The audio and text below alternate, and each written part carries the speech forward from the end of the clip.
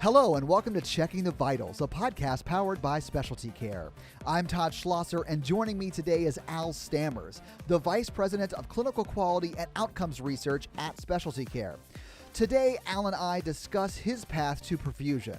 We examine how his career in perfusion research began and how it has changed over the years and how it has led to him winning the H. John Gibbon Jr. Award.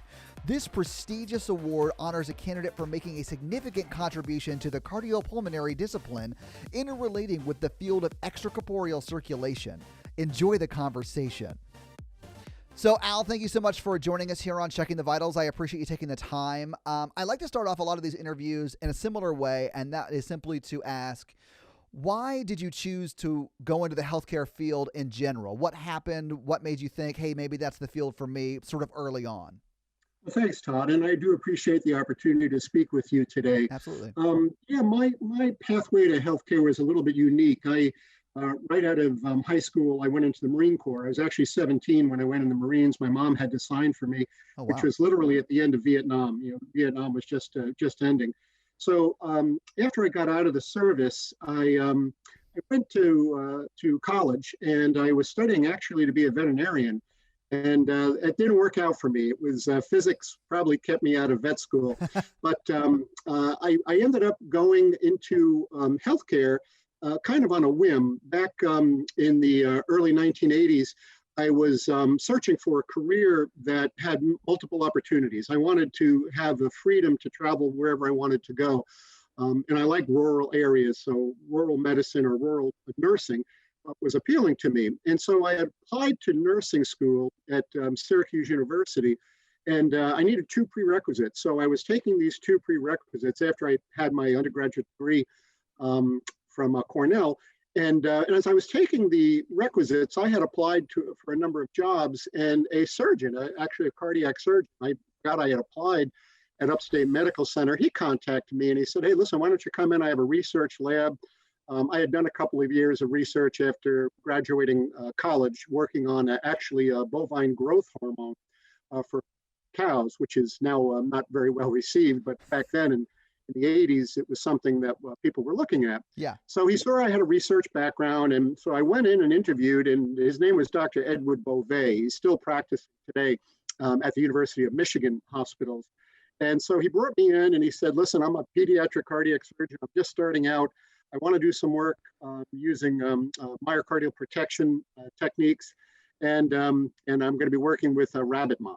And so, none of that had really, I had no background in any of that, other than, understood what rabbits were. Yeah. But myocardial protection, I had to look up at the time. To make a long story short, I finished the two prerequisites, but I ended up not applying for nursing school, and I went to work with Dr. Beauvais. Sure. This was back in 1983, I believe it was, 83 or 84.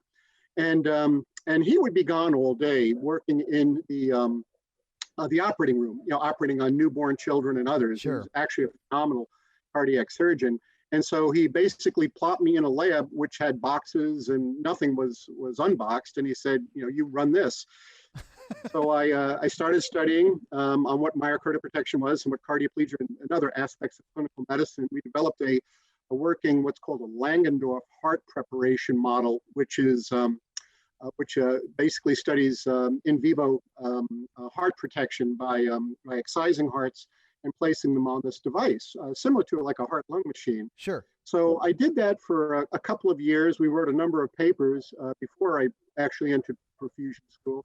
And then really got interested with perfusion. I used to see this individual walk down our research labs. Her name was Jeannie Lang.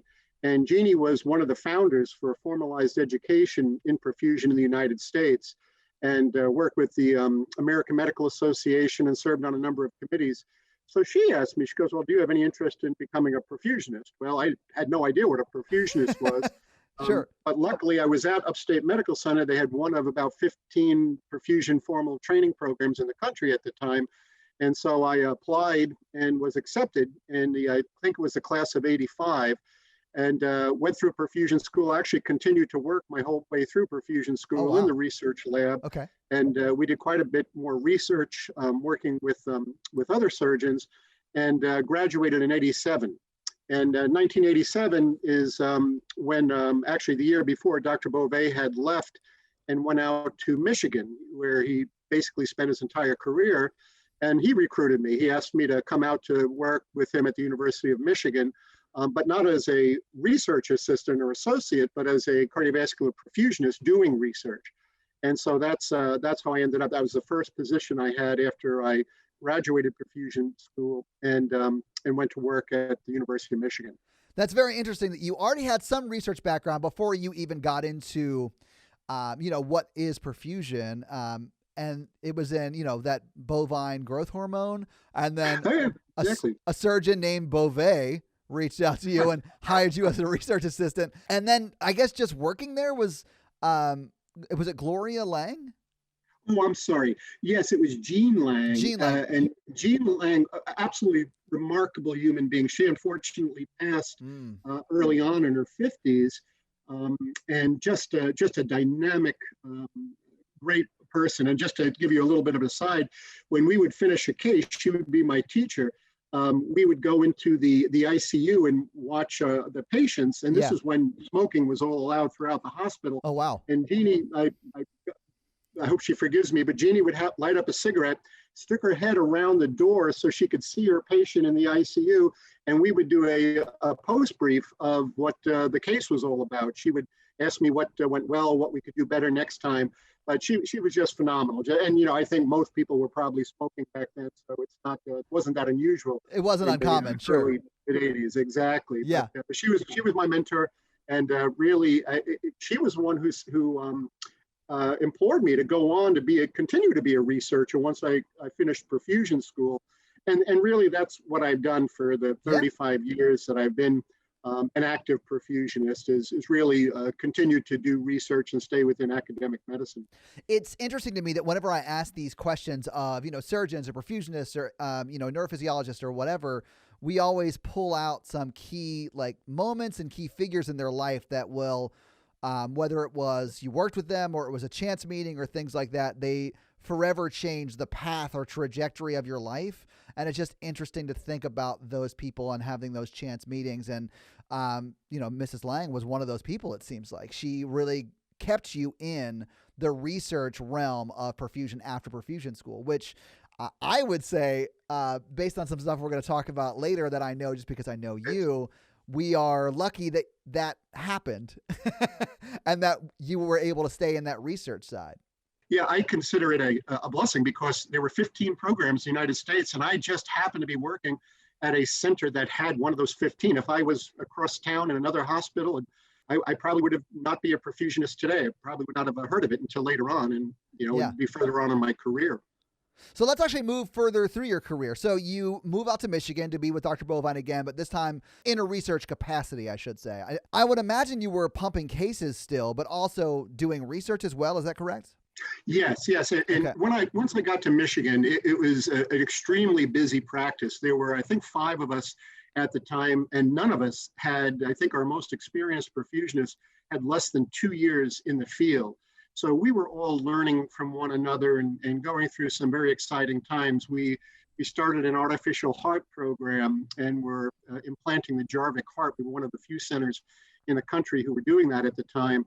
And I remember the very first one we did, we had sent a team out to Utah, where it was developed by Dr. Jarvik and others. Yeah. And the whole team trained. There were 10 or 12 individuals. And the first day we did an artificial heart, I think the only individuals who were on that team that trained and went out there were the surgeon and one anesthesiologist. So the rest of us, the people who should have been there doing the case, they were all off on vacation or what have you. So we all got involved and did the initial artificial heart transplant, which went very successful. The patient lived for quite a long time thereafter. To my knowledge, he could still be alive today. And he was transplanted with a regular heart later on. Sure. So while I was at Michigan, we did a lot of research on, again, myocardial protection. We did on techniques of brain protection during aortic surgery. We did started blood management research.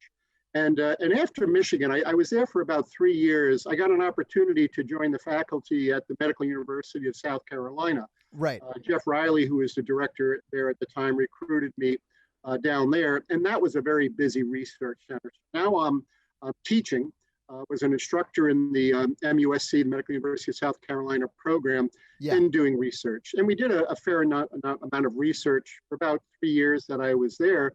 And then I got recruited out to the University of Nebraska Medical Center to be the program director. We started a new education program back in the early 90s. Yeah. And that's where our research really took off. That's where everything blossomed. We were blessed. We had our own research building that was part of our perfusion sciences program.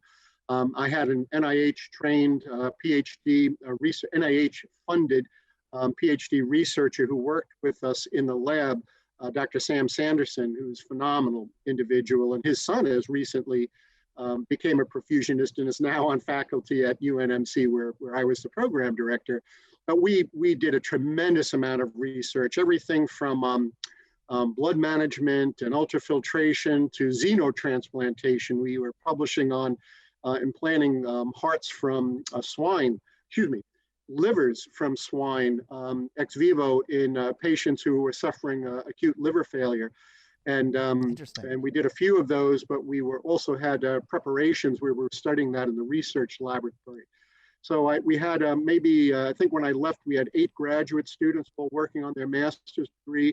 All of them were completing theses, and we were publishing. We probably, over the 10 years I was at Nebraska, we probably published 60 research papers on various aspects of perfusion, cardiac surgery, and blood management, other aspects that we were studying at the time. I don't know near as much about it as you do, clearly. 60 in 10 years, 6 a year, it seems like a lot to me. When you think about the scope of the research that has to go into creating these papers or these, research papers, it seems like that is a lot more than is normal. Is that typical, or is that a little bit faster than, other research that was being done at the time? In perfusion, it was abnormal because, most individuals are hired as clinical perfusionists to be in the operating room, to, assist in the surgeries, to get involved in different clinical aspects of what you were trained to do.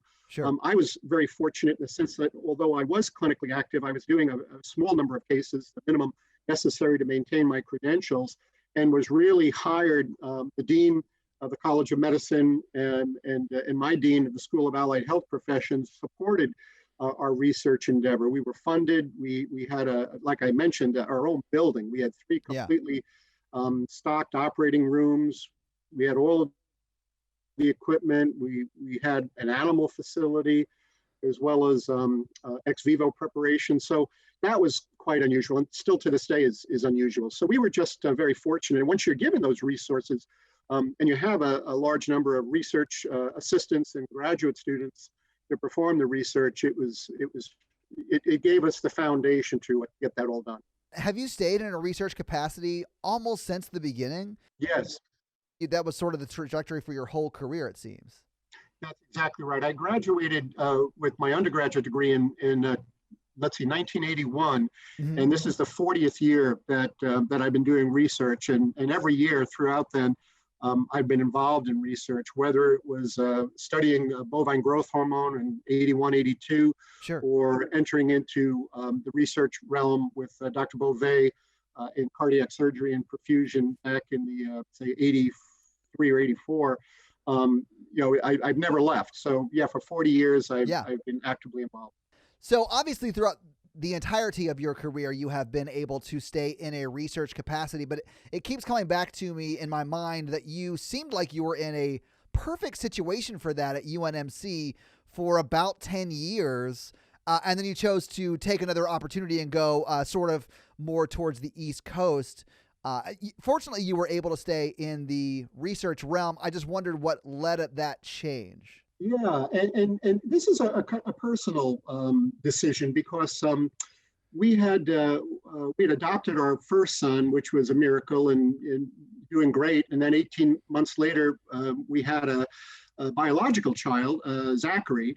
And then 2 years after that, it just seemed like Zachary was disappearing, and we heard the term autism for the first time about 1995 or 1996, and Zachary was diagnosed with it.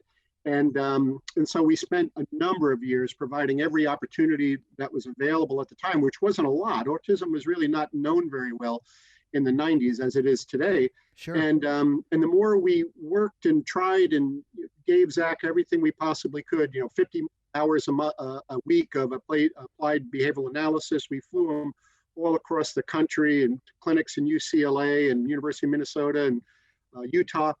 We realized we didn't have the right services where we were in Nebraska. So we looked, and it just seemed that the states on either coast had very progressive service structures for children with autism. And so a friend of mine called from a hospital in Pennsylvania, and he said, "Do you have any interest in coming here and working as the chief?" So I went on their website, and they had just announced the Children's Miracle Network the day before was investing $1 million to establish a clinic for childhood age autism. So it's like, oh my gosh, there's a signal. If that's not a sign, I don't know what is, Al. Oh my, exactly. And so when I went and interviewed, I told the surgeons, I said, "Hey, I'm going to be your best employee because I'm coming here to do a good job for you, but it's for my family." And long story short, we moved. We got to Pennsylvania. Zach has done extremely well. He now is a 27-year-old, going to be 28 shortly, and living in a group home, working in a sheltered workshop, graduated high school at 21 on a Friday, started his job in his workshop on a Monday. Requires around-the-clock care. He's got a severe form of autism, but is doing very well. So we're really blessed.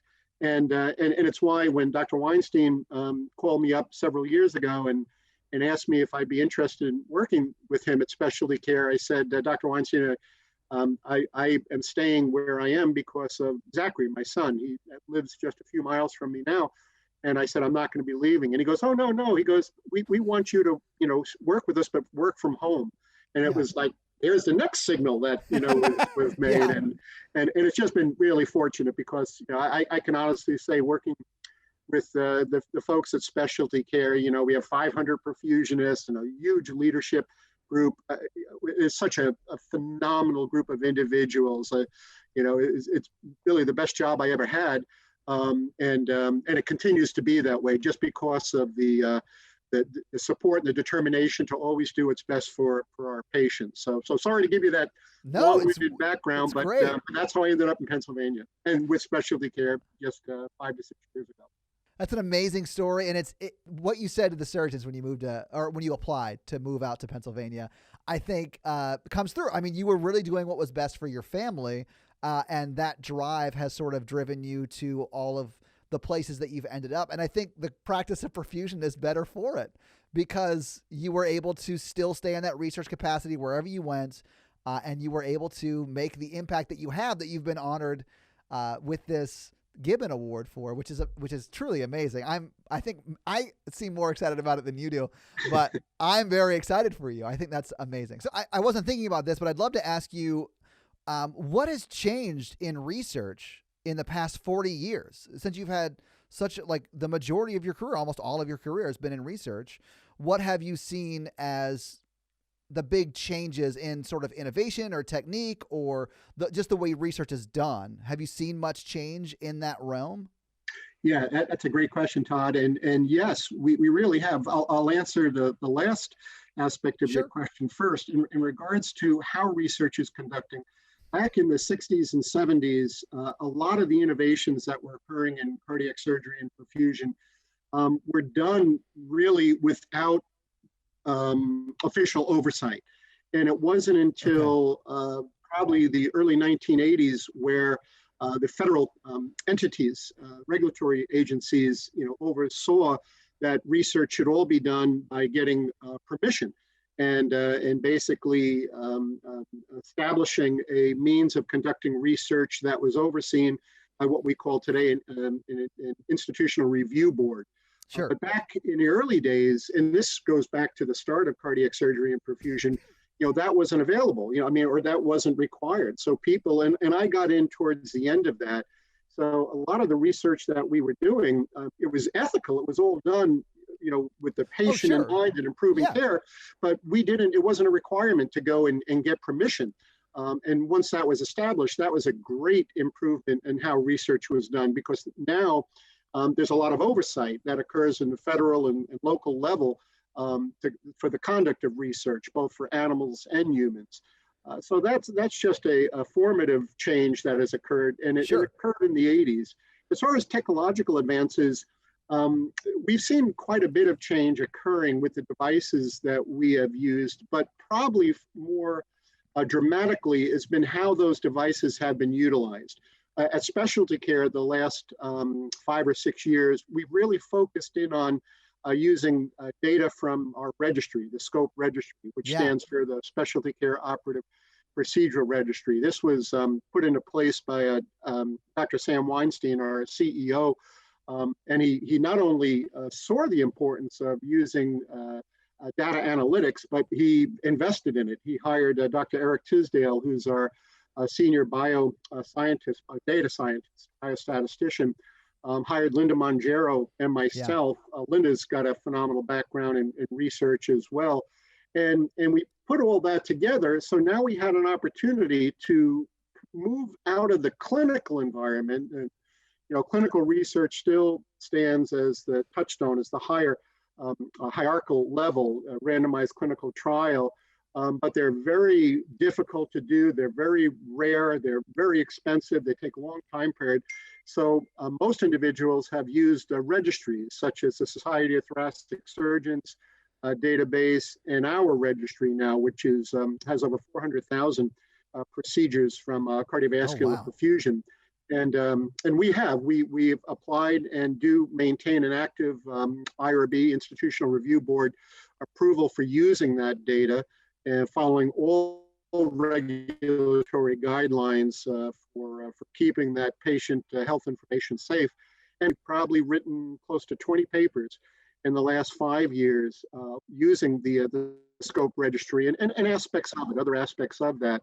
So it's been phenomenal for us. We've learned a lot. Our research is, I believe, well received. I know recently we were quoted in some of the regulatory guidelines that have come out, and in fact some of the guidelines, the standards and guidelines that are being published by our professional societies have referenced our research. So it's really been a nice transition once I personally stopped clinical work going back 6 years ago now. It was nice to stay involved in research using what Sam and others have established and continue to this day to support. And obviously the professional societies appreciate the work that you've been doing, because one of the reasons I wanted to talk to you is because you are being honored with an award from AMSEC. And I could let you talk a little bit about what AMSEC is, but I'd also like to talk about the award that, the next award you've received from AMSEC, because you have received a few before, but the John H. Gibbon Award. So let's talk about what AMSEC is and sort of give context for that. And then let's talk about this award specifically. Sure, absolutely, Todd. AMSEC stands for the American Society of Extracorporeal Technology.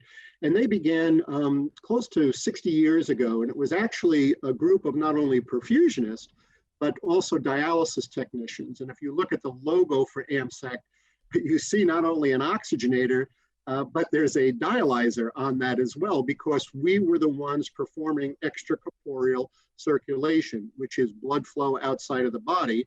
Right. And dialysis uses that technology to obviously reduce the toxins that are found once the kidneys fail. However, both of those developing fields were really running parallel to one another, and they were both getting huge. So early on, I would say in the early 70s, the dialysis technicians left us and went in their own direction, and we focused in on perfusion. So the American Society of Extracorporeal Technology, AMSEC, in the early 70s and up until this day, has served as the primary professional society for perfusionists in the United States. There are approximately 4,000 practicing perfusionists, and over half that many are AMSEC members. It's unique. It's the only professional organization that has a voted executive committee. It's overseen by bylaws, and it voted in board of directors, as we mentioned earlier. And these individuals then oversee the functionality of AMSEC, as well as a large number of committees, both standing committees, which are also elected, and ad hoc committees. And they've been recently, for example, AMSEC oversaw the development of a COVID-19 task force and coordinated the involvement of multiple groups coming together to study what was happening with the onset of the pandemic and offer educational opportunities. So AMSEC really serves a lot of purpose. They help us with our credentialing. Licensure has been very big in the United States. I would think probably somewhat less than 50% of the states now have license requirements for perfusionists, and AMSEC oversaw that, funded it. It's very expensive to do a lot of this. And also they have the Journal of Extracorporeal Technology. Is the oldest standing journal on perfusion in the world today. And AMSEC underwrites that and oversees it. So that's a really great opportunity for us as perfusionists to get involved with other professions such as cardiac surgery, anesthesia, artificial devices through the journal itself that's underwritten by AMSEC. I think it's interesting that AMSEC played a role with the COVID-19 and a COVID-19 response task force, although I'm sure for you it makes complete sense because you've worked in perfusion sort of your whole career. For me, who hasn't, I had to think, I imagine that's because ECMO falls under AMSEC as well. And ECMO played a powerful role for helping bring people back from the brink during COVID. Does ECMO actually fall under AMSEC as well? Yeah, that's a very good question, and something similar to what happened with the dialysis technicians. Okay. in the late 1980s, we as perfusionists, were the only ones who have formal education that's overseen by the Committee of Accreditation on Allied Health Education Programs and the Accreditation Committee of Perfusion Education to study extracorporeal circulation, and that's part of our scope of practice in licensure. However, it's not specific for perfusionists. Back in the late 1980s, 87, 88, we were performing a lot of ECMO, but just at that time too is when cardiac surgery skyrocketed. Coronary artery bypass graft surgery really took off, and they were performing hundreds of thousands of these procedures a year, and the only people who could operate the heart-lung machine at that time were perfusionists. So we basically stepped away from ECMO, and thank goodness another organization, ELSO, Extracorporeal Life Support Organization, began at the University of Michigan in the late 1980s, and that group oversaw the training of ECMO technicians. So today, even though perfusionists perform ECMO, ECMO can be performed outside of the realm of a perfusionist, and that's great because there's not enough perfusionists to conduct ECMO. And you're exactly right, Todd.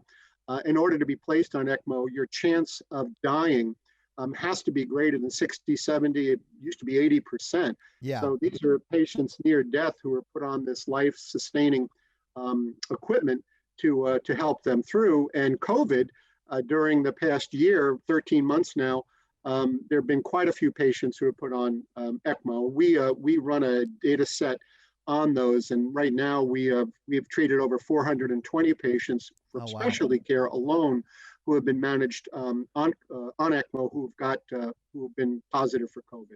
And I'd imagine all of that data, whether it's ECMO or perfusion cases that are being pumped by SpecialtyCare, all of that feeds back into scope, and then you, Linda Mongero, Dr. Eric Tisdale are looking at that data and pulling out trends and things that you can then research further. Is that sort of how scope is utilized internally, at least?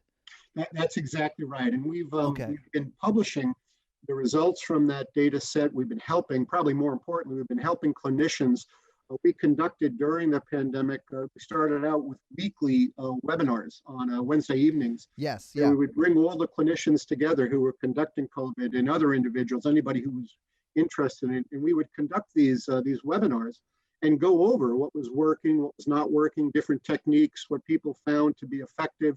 And so we shared that. We shared that for many months. And as I mentioned, we then broaden that distribution by publishing. Once you get published in the peer-reviewed literature, then others can see what you're doing and Sure. critique you, as well as perhaps learn from what our experiences were. Yeah. And I'd imagine that building a procedure technique up to where it is what you might call like standard of care, it takes someone doing research, someone developing a technique or seeing a trend, whatever that research is, and then submitting it out there to be peer reviewed, and then having a group of your peers say, yes, we've noticed the same thing. Here's what we have on it. And then it becomes sort of a standard practice for patient care. Is that sort of the journey of like a research paper, if you will? Yeah, that is, I mean, not to go into scientific methodology, but in any hypothesis generation, and we do have to have an idea of what's happening up front. And you hit it right on the hammer on the nail, because us having a scope, and I'm just so very fortunate to work in an organization that values research. There's not a return on investment that you can monetize and say, by publishing research, X amount of dollars will be generated. Our leadership has chosen to do this because they know it's the right thing to do. They're investing in individuals such as Linda, Eric, myself, and others who are, providing a service, but it's not really something where we're doing ECMO every day, where we can be assisting patients and of course, working with our hospitals to provide this service. So we're on the backside collecting the information that our associates have been so generous in providing to us, and then that populates our registry. And then from that, we see these trends. We see these opportunities, and the what ifs, which is really how all research begins. Actually, that's interesting, is how every research project that's ever occurred has started, because somebody observes something, and then they look to see what these relationships are, develop a hypothesis, see if it can undergo analytical review, which is critical, not peer review, but analytical review, and then come up with some ideas of why these effects are being observed. It's not causation per se, which is really more aligned with doing randomized clinical trials, but it gives us relationships. They're observations that occur that then can lead to higher level research in that hierarchy of research.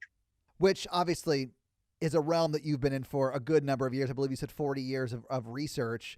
And I'd imagine that is one of the reasons AMSEC has decided to award you with that John H. Gibbon Jr. award. And I would love for you to talk a little bit about that award, but I know, just from the little bit I know of perfusion, that John H. Gibbon Jr. was a cardiac surgeon who invented the heart and lung machine, which is what perfusionists use. I'm sure it's a different machine now than the one he invented back, I believe it was the 50s. But, this is like, I'd imagine, the preeminent award for this space. So I'm excited for you. But let's talk a little bit about what this award is and how you got nominated for it and stuff like that. Great, Todd. Yeah, and you're exactly right. You've done your homework. John H. Gibbon began in the 30s, actually, in Boston, and continued to see if extracorporeal circulation could be developed into a useful entity. And you're exactly right. Back in the early 50s, 1953, he successfully applied the heart-lung machine to close a atrial septal defect on a young girl who just has been alive since that time period, since 1953, and I believe is still alive today. And Dr. Gibbon was the first one. His actually wife is credited with being the first perfusionist, because she was his research technician in his lab in Boston, and then moved to Philadelphia with him at Thomas Jefferson, where he conducted this successful operation. So Gibbon really, is credited with the establishment of extracorporeal circulation, even though quite a few other individuals were using it at the time. And the award that was established in his name goes to individuals who have, at least in what I read online, have made significant contributions Yes. to the field. I don't feel that necessarily I deserve that recognition, as many of these phenomenal individuals have already received. But I have been actively involved in the profession, over the last 35 years, where I've been a cardiovascular perfusionist, and I think you had mentioned, as far as being nominated, several individuals nominated me this year. It's not a closed system; they have to contact you and get your vitae so that they can write about you and then submit it to the board of directors of AMSEC. And those kind individuals were Curdy Patel, who I've known Curdy for over 20 years in multiple capacity. We've actually interviewed him on this show as well. Curdy's great. Oh, yeah. Yeah. And Paul Coppola. Paul Coppola has been a dear friend of mine for as long as I've been in the field, and has been one of the most recognized individuals in our field for ever and a day. So those two close friends nominated me. I don't know what the nomination letter was, but they nominated me, submitted my vitae to the board of directors, and then they voted on it. I'd imagine, and I was talking to somebody yesterday about this interview that we'd be doing, and they said that you'll have to watch out for Al, because when you talk about the award, he'll get very humble on you. And I think that's it's been very true so far. But I think that it must be very validating. Nice is another word I might use for it, but I think validating is probably more accurate, because you've dedicated your life to this field, and to be recognized amongst your peers as, providing a valuable service for a long, long time has to be nice, validating. I just wondered how you feel about that whole recognition piece of it. Yeah, it is extremely humbling. I mean, nobody ever expects to be nominated for the award, let alone receive it. So, to me, it's just it's beyond description that my peers and colleagues would feel that some of the contributions that I may have made over the years were worthy enough of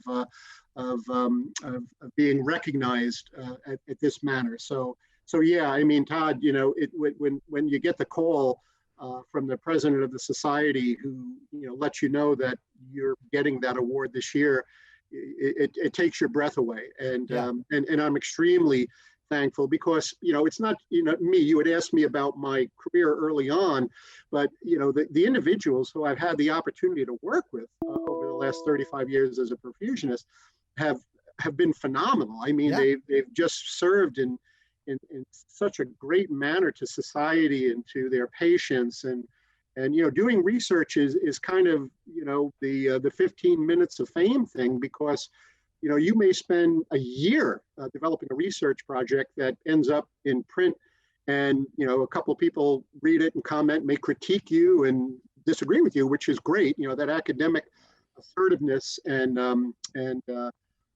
going back and forth is extremely important. But then you move on to the next thing. So it could take a year's worth of work to develop a project that gets into print, and most of them don't get into print. Most of them you may go in a different direction as you started your initial hypothesis, and so all that work that was done as establishing the foundation may not result in any outcome. So anyway, just to thank you for your kind comment, but it's remarkable when you look at myself and others, the good fortune we've had to be involved in entities, whether it was in Michigan, Nebraska, more recently here in Pennsylvania, or of course the last 5.5, 6 years with SpecialtyCare.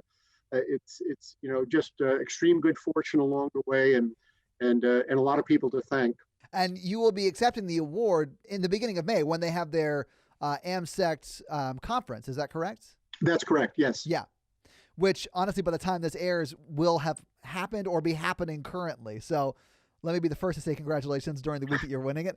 So I want to close with one final question if I can. And I can't think of a person more uniquely qualified than someone who I see as on the front lines of sort of research and innovation and things like that. So I'd like to ask, how is the field of perfusion going to be changing over the next 5 years, the next 10 years? Like, what innovations do you see just on the horizon? Yeah, Todd, that's a great question. I appreciate you ending with that.